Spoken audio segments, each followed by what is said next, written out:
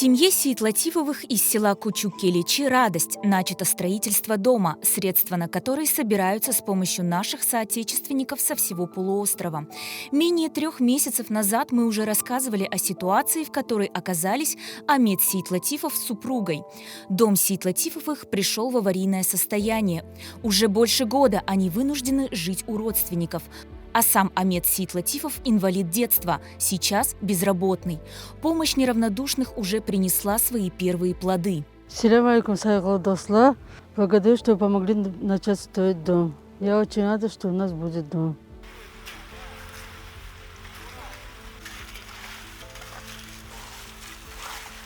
На сегодняшний день собрали 388 950 рублей. Из них ушло 2068 489 рублей. Осталось 120 461 рубль.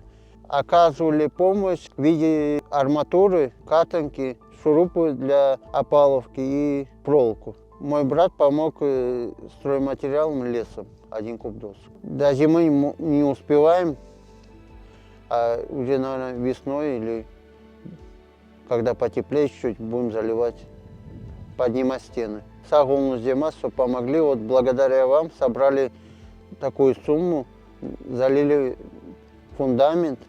Без вашей помощи ничего не получилось.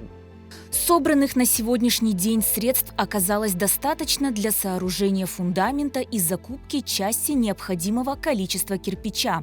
Но впереди предстоит еще много расходов. Для дальнейшей стройки необходимы деньги.